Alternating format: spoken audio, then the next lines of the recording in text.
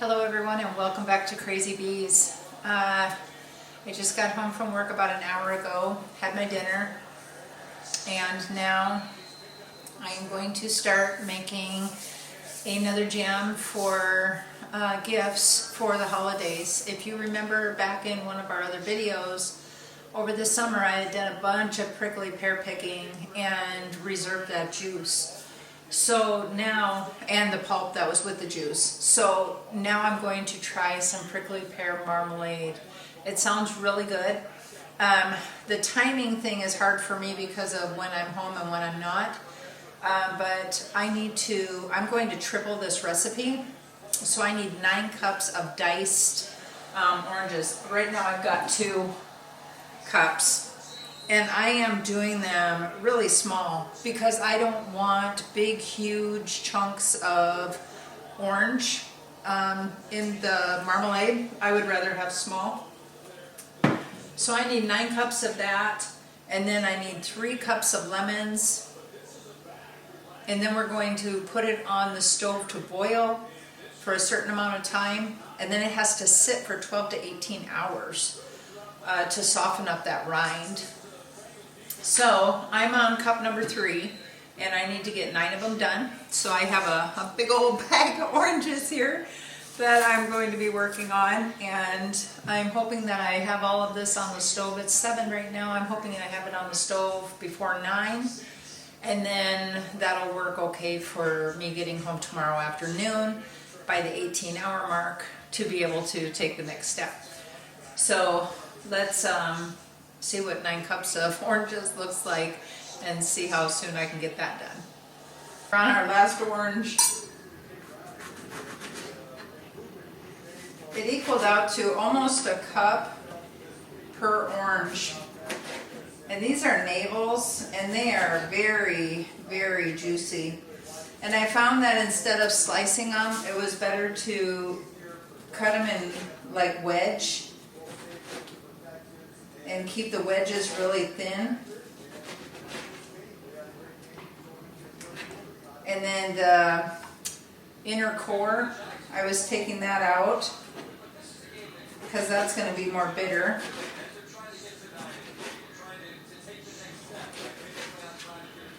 And then I'm doing half, and then taking half of that at a time and cutting them into little pieces.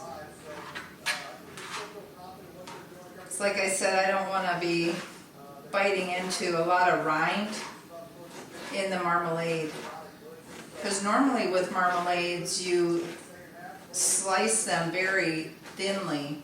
This is a different type. This is the first marmalade I've made, but I know when my mom used to make it, it was thin slices of the orange, and I had never heard of letting it sit for 12 to 18 hours.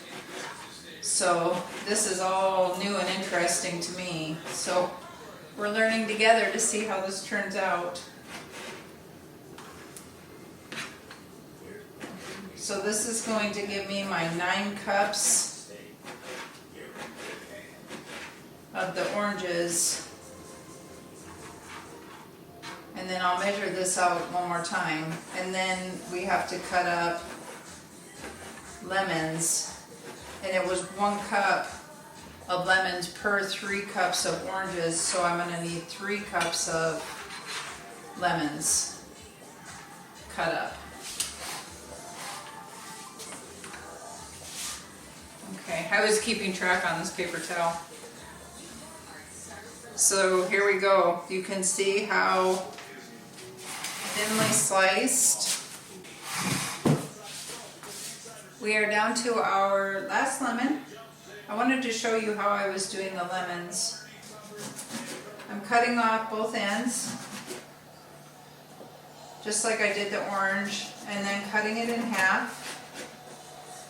Cutting it in half again at the core, and then again. So it's going to be in 8 segments. And anytime I see a seed, I try to pick them up because these seeds blend in so well with the juice that's on this table, or on this cutting board.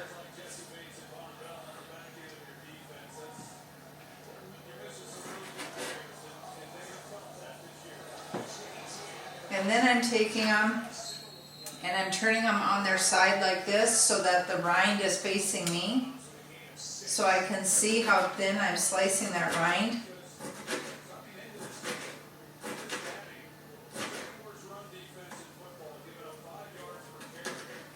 And then just slicing, and then I'm going through and feeling each one to make sure that I got out all of the seeds.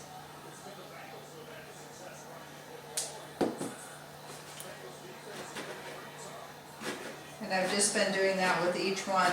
With the navels, there were no seeds, so I didn't have to worry about that. And in the recipe, it says for the navels to chop them, but don't peel them. And then for the lemons, it's don't peel them and slice them.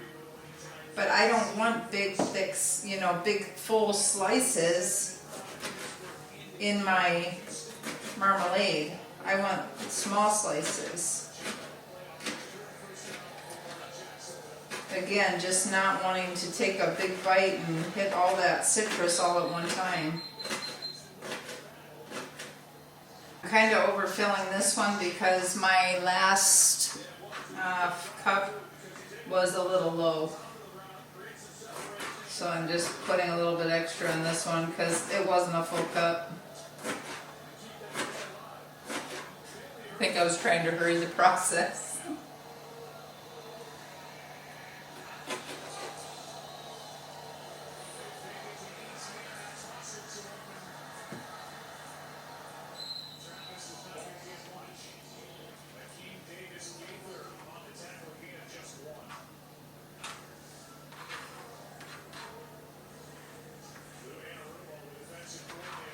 Okay, I'm going to get this all cleaned up and then we're going to take the next step at the stove. Okay, we are back and we are at the stove. I have got 8 cups of water in here right now. I'm going to put another 4 cups. Since I'm tripling this recipe, I needed 12 cups of water. Then we're going to add our 3 cups of lemons. I'm going to check one more time, make sure I don't have seeds in here. I'm really worried about that. I was very careful, but like I said, they were hiding. And then we're going to take our 9 cups of oranges, place them in here.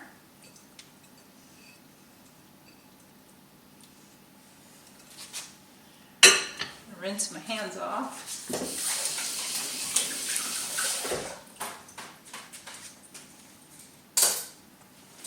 Okay, now we're going to turn on our heat and we're going to bring this on medium-high heat to a boil, and then we are going to boil for, turn it down and do a soft boil for 5 minutes. And then we are going to cover it and we are going to let it sit for 12 to 18 hours. And for me, it probably will be closer to the 18-hour mark when I get home from work tomorrow. It smells so good.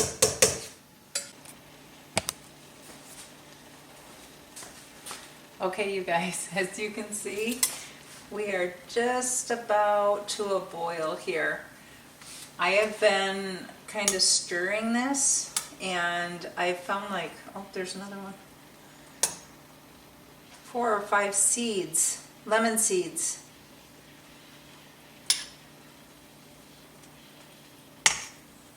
I don't know how else to make sure you get all the seeds out of those goofy lemons.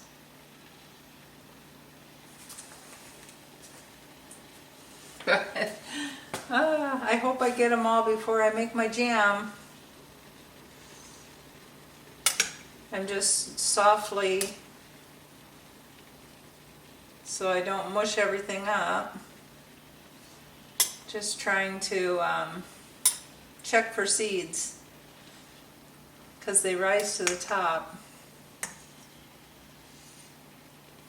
You guys, this smells so delicious. I love the smell of citrus.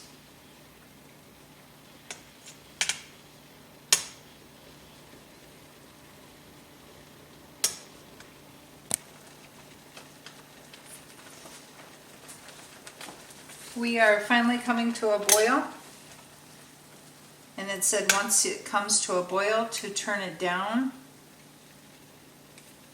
so it can be on a gentle boil for 5 minutes.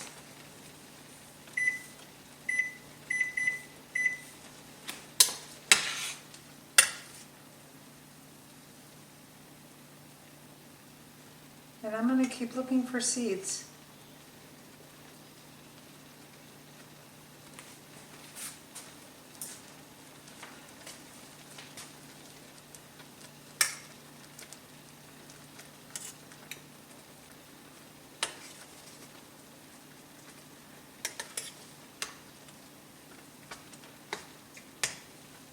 Okay, the timer just went off, and I'm still fishing around in here just to make sure that there's no more seeds. Every time I find one, it's stuck in the membrane of the lemon. So even as thin as I cut those, and look at how thin I cut those, they're still hiding inside of those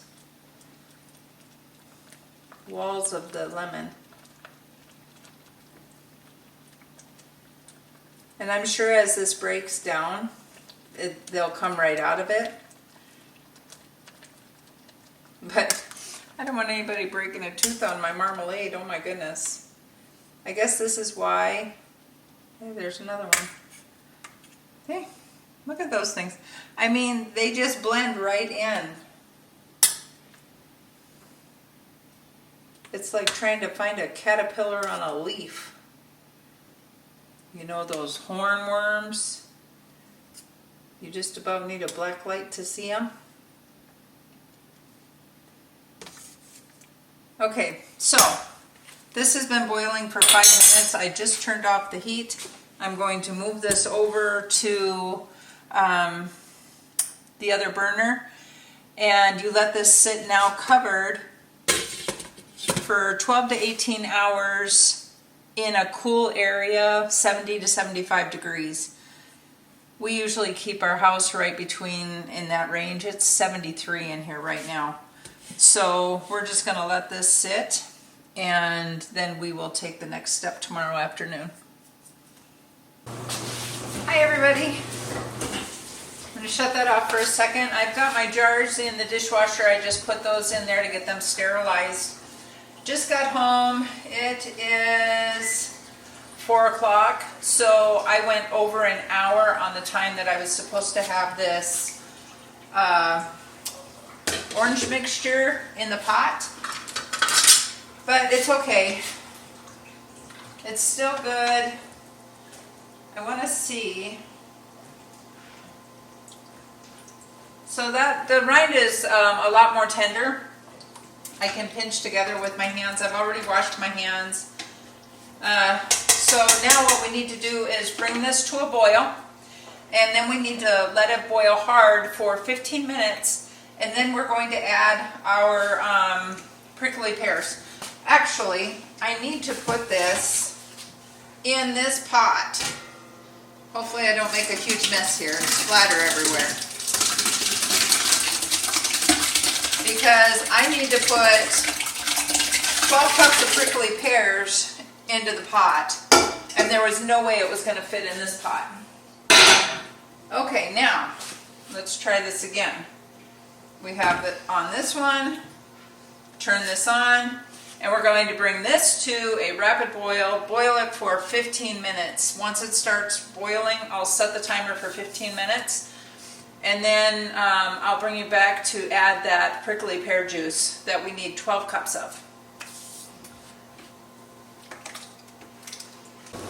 We are down to 30 seconds left on boiling this orange and lemon mixture. Now I need to add in the 12 cups of prickly pear juice, but I'm going to have to add it in slowly because I'm supposed to maintain my boil, and that prickly pear juice is cold. So I'm going to just do it 4 cups at a time. There's our timer. And I'm going to try not to lose my boil. But you guys look at this color is going to be amazing.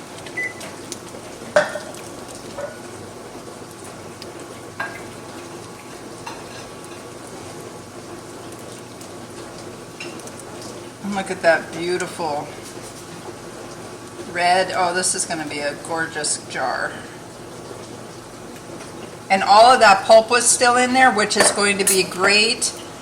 We won't have to add any pectin because the pulp from that prickly pears is going to do the job. So I'm going to bring this one back up to a boil, then I'll add the next one, and then we'll do the third one. After that, we will add in our sugar.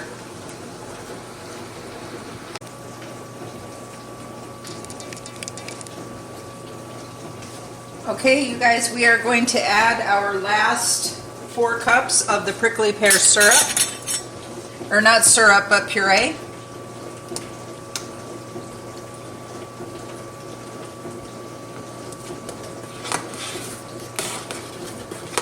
This is just a beautiful color with that splashes of orange and yellow in there from those lemon and orange rinds. Look at that. Oh, that's beautiful. Okay, I'm going to bring this back up to a boil, and then we are going to add the sugar. Now it's 6 cups of sugar per recipe. I tripled the recipe. I'm not saying it out loud. It's a ton of sugar. 18 cups. Thanks, Tom. But you figure when you make a peanut butter and jelly sandwich or anything like that, you're like using 2 tablespoons. So it's all variable. I know I always say that. That's my excuse, and I'm sticking to it.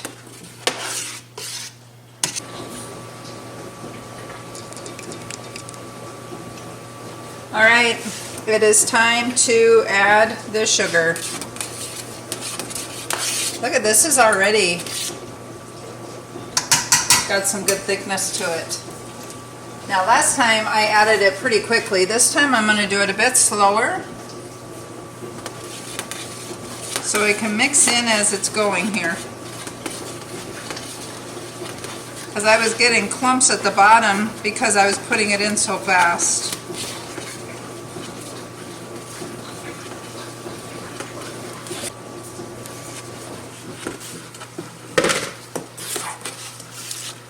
All right. There we go. Now we need to bring this back up to a boil, and we're going to need to let this boil down till it gets thicker. I believe that's about 30 minutes. Let me check.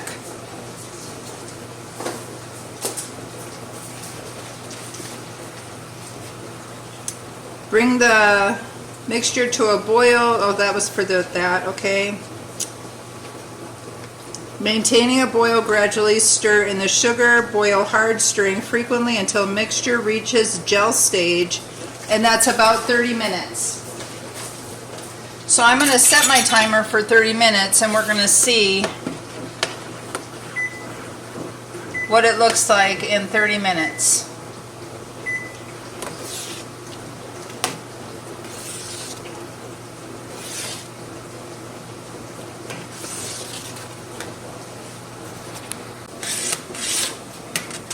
Okay, we are still boiling this away. It does look like it's getting thicker now at this point. When I first started the timer, it was not at a hard boil, so I had to add an extra 10 minutes back to the timer to get this to thicken up more. The original 30-minute timer already had gone off, but as you can see, it's thickening up now. So when my timer goes off in 4 minutes, I'm going to take it off of the burner, and I've got 3 different spoons in the freezer right now chilling, and we're going to see if it's gelling. Okay, let's see what this does. No, it's still dripping off of there. It's not gelling. When you do this, it's supposed to gel on the spoon, and it's not. So we're going to have to boil it longer.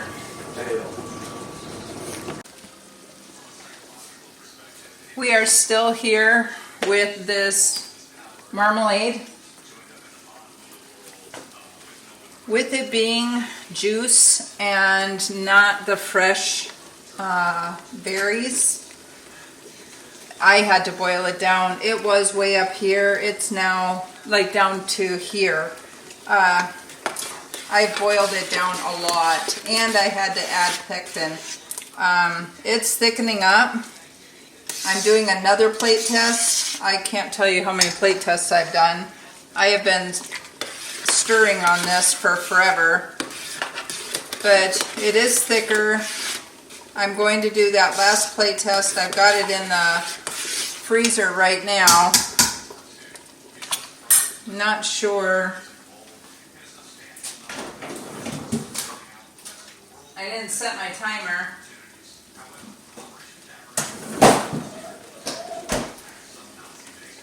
But here's the plate. So it is staying separated, but barely. If I go like this, you can see where it's starting to run. It's not gelled. That was about 5 minutes ago.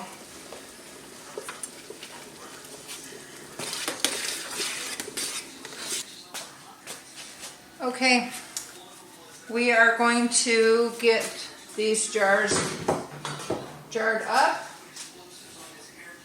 I've got my lids here that I've been keeping warm for forever. My jars are still hot. Whew, very hot. My water bath canner is hot. Everything's ready to go. It's just been waiting on this marmalade. We'll start with that. Okay, can't do that with gloves on.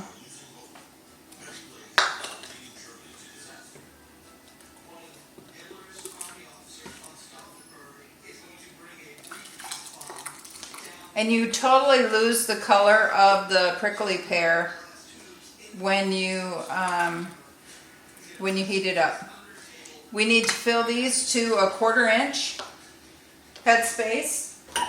Where's my washcloth? To wipe off my lids, or my rims, sorry. Ooh, that's hot.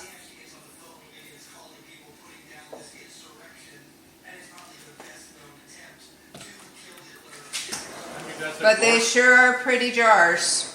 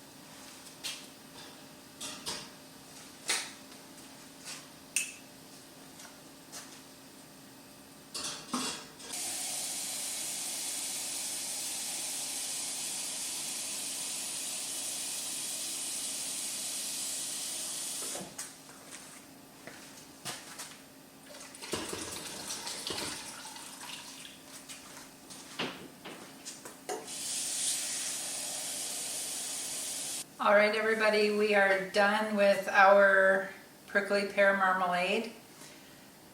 I'm really hoping that these set up very nicely. They are a beautiful jar.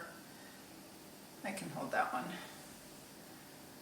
Look at all those specks of orange and yellow. I did lose that beautiful color of the prickly pear when I cooked it, but hopefully it'll have that flavor in it. I did try to taste it a little bit when I was cooking it, you know, when I was doing my gel testing, and it definitely has that tart, zingy kind of flavor that you get from marmalade. You can use marmalade on toast for breakfast in the mornings. My mom used to make this amazing tomato marmalade, and I want to try that. So I'm trying to perfect my marmalade skills before I do that because I love the tomato marmalade. But you can use it also as a marinade.